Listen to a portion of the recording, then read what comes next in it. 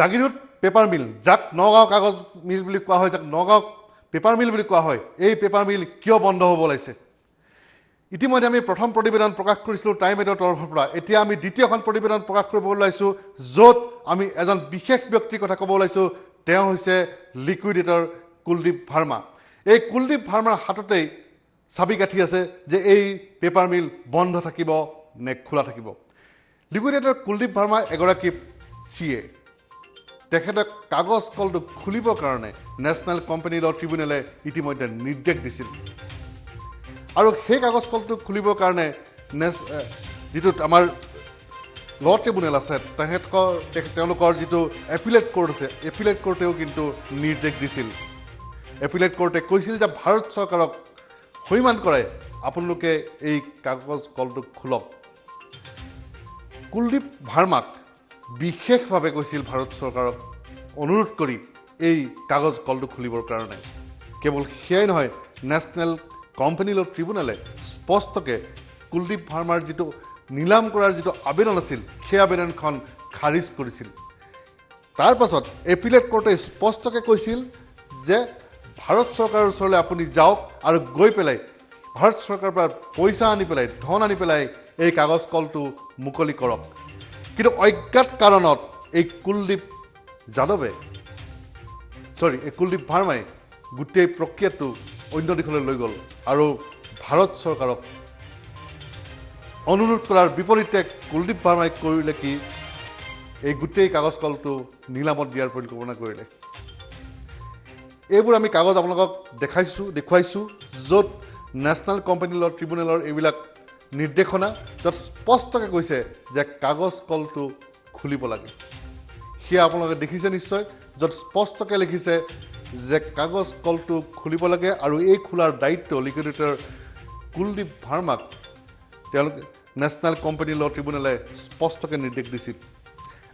কেৱল আৰু সেয়াই নহয়, কুলদীপ ভাৰ্মাৰ যিটো দাবী আছিল সেয়া ৰিজেক্টো কৰিছিল। এয়া চাওক, যিখন দেখুৱাইছোঁ, য'ত তেওঁ স্পষ্টকৈ ডিছমিছ কৰা বুলি তেওঁ ইয়াত স্পষ্টকৈ লিখি দিছে। তেওঁৰ যিটো এপিল আছিল, লিকুইডেটৰৰ যিটো এপিল আছিল, ডিছমিছ কৰা বুলি তাত স্পষ্টকৈ লিখিছে। আৰু সেয়াই নহয়, নেশ্যনেল কোম্পানী ট্ৰিবিউনেলৰ যিখন এপিলেট কোৰ্ট আছিল, এপিলেট কোৰ্টে কুলদীপ ভাৰ্মাক কৈছিল যে আপুনি ভাৰত চৰকাৰৰ ওচৰলৈ যাওক আৰু ভাৰত চৰকাৰক অনুৰোধ কৰি ভাৰত চৰকাৰৰ পৰা পইচা আনি অসম চৰকাৰৰ লগত কথা পাতি এই কাগজ কলটো পুনৰ উজ্জীৱিত কৰক। সেইটো অসমৰ গুৱাহাটী উচ্চ ন্যায়ালয়ে সেইষাৰ কথাই কৈ থৈছে, নেশ্যনেল কোম্পানী ল ট্ৰিবিউনেলেও সেই একে কথাই কৈছে। নেশ্যনেল কোম্পানী ল ট্ৰিবিউনেলৰ যিখন এপিলেট কোৰ্ট আছে, এপিলেট কোৰ্টেও কিন্তু সেইখিনি কথাই কৈ থৈছে। তদ্ৰাজ কুলদীপ ভাৰ্মাই বিশেষ লবিৰ প্ৰৰোচনাত পৰি তেওঁ কিন্তু গোটেইটো অকশ্যন কৰাৰ পথত আগবাঢ়িছে। এতিয়া প্ৰশ্ন হ'ল যে কুলদীপ ভাৰ্মাক কোনে অধিকাৰ কৰি দিছিল অকশ্যন কৰিবৰ কাৰণে? যি সময়ত নেশ্যনেল কোম্পানী ল ট্ৰিবিউনেল আৰু নেশ্যনেল কোম্পানী ল ট্ৰিবিউনেল যিখন এপিলেট কোৰ্ট তথা গুৱাহাটী হাইকোৰ্টেও এই অকশ্যন কৰা বা নিলাম কৰাৰ বিৰোধিতা কৰিছিল, সেই সময়ত কেনেকৈ এই সাহস কৰিলে কুলদীপ ভাৰ্মাই? এই বিষয়ে আমি বিতং জানিবৰ কাৰণে যিখন জইণ্ট একশ্যন কমিটি আছে, যিখন আছে, তাৰ যিগৰাকী সভাপতি মানৱেন্দ্ৰ চক্ৰৱৰ্তীৰ ওচৰলৈ গৈছিলোঁ।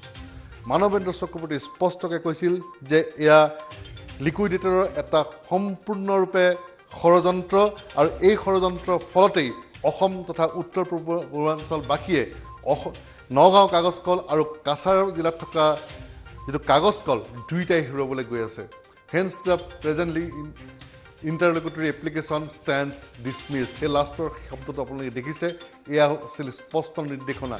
কিন্তু এই নিৰ্দেশনাক বুঢ়া আঙুলি দেখুৱাই কুলদীপ ভাৰ্মাই কাগজ কলটো নিলামৰ বাবে এৰি দিছে। আমি বৰ্তমান আপোনালোকক দেখুৱাব বিচাৰিছোঁ এটা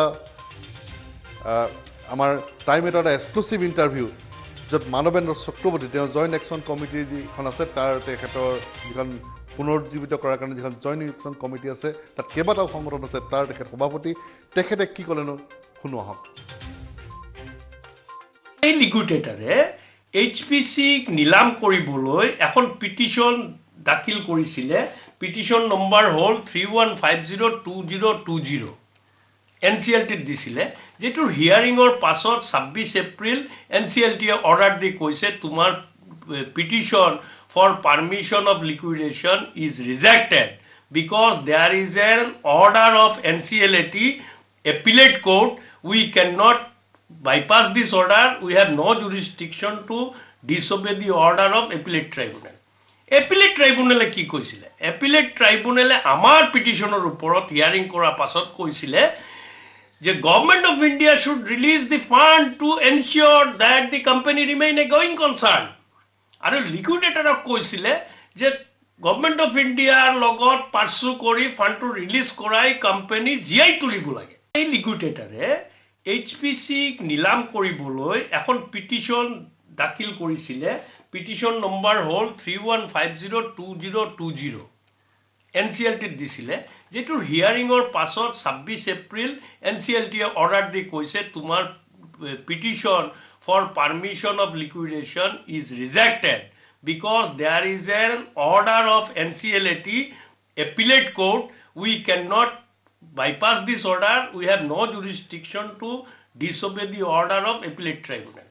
Appellate tribunal কি কৈছিলে? Appellate tribunal আমাৰ পিটিশনৰ ওপৰত হিয়াৰিং কৰাৰ পাছত কৈছিলে যে Government of India should release the fund to ensure that the company remain a going concern আৰু লিকুইডেটৰক কৈছিলে যে গভৰ্নমেন্ট অফ ইণ্ডিয়াৰ লগত পাৰ্চু কৰি ফাণ্ডটো ৰিলিজ কৰাই কোম্পানী জিয়াই তুলিব লাগে এয়া চাওক কেনেকৈ লিকুইডেটৰ কুলদীপ ভাৰ্মাই অসমৰ জনসাধাৰণক তথা উত্তৰ পূৰ্বাঞ্চলৰ জনসাধাৰণক বিপথে পৰিচালনা কৰাৰ প্ৰচেষ্টা কৰিছে এই ক্ষেত্ৰত অসম চৰকাৰ তথা ভাৰত চৰকাৰে এটা কঠোৰ দৃষ্টি নিক্ষেপ কৰা উচিত যাতে এইজন মানুহে এই উদ্যোগ দুটা উত্তৰ পূৰ্বাঞ্চলৰ পৰা কাঢ়ি নিব নোৱাৰে যে কাৰ সাহসত কুলদীপ ভাৰ্মাই ইমানখিনি কৰিবলৈ সাহস পালে কুলদীপ ভাৰ্মা এগৰাকী লিকুইডেটৰ তেওঁ এগৰাকী পেছাত চিএ এইগৰাকী লোকক ইয়াত নিয়ন্ত্ৰণ ইয়াত নিযুক্তি দিয়া হৈছে এই গোটেই কাগজ কলটোক পুনৰুজ্জীৱিত কাৰণে কিন্তু তেওঁ পুনৰুজ্জীৱিত কৰাৰ সলনি তেওঁ কেনেকৈ ইয়াক বিক্ৰী কৰিব পাৰি ইয়াক কেনেকৈ অকশ্যন কৰিব পাৰি কেনেকৈ কাগজ কলটো নোহোৱা কৰিব পাৰি তাৰ ষড়যন্ত্ৰত নামি পৰিল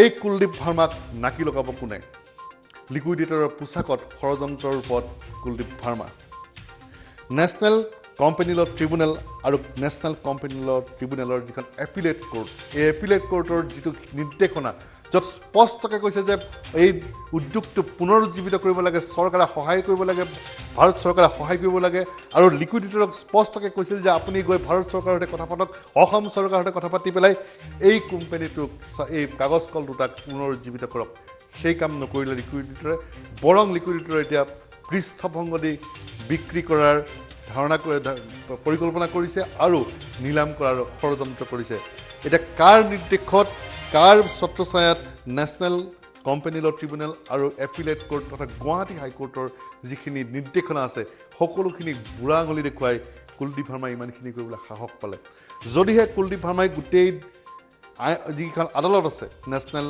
কোম্পানী ল ট্ৰিব্যুনেল আৰু এপিলেট কোৰ্ট তথা গুৱাহাটী হাইকোৰ্টৰ যদি নিৰ্দেশনা নামানে তেওঁৰ বিৰুদ্ধে আদালতক অৱমাননাৰ গোচৰ ৰুজু কৰা হ'বনে নহয় সেয়াও এক চিন্তনীয় বিষয়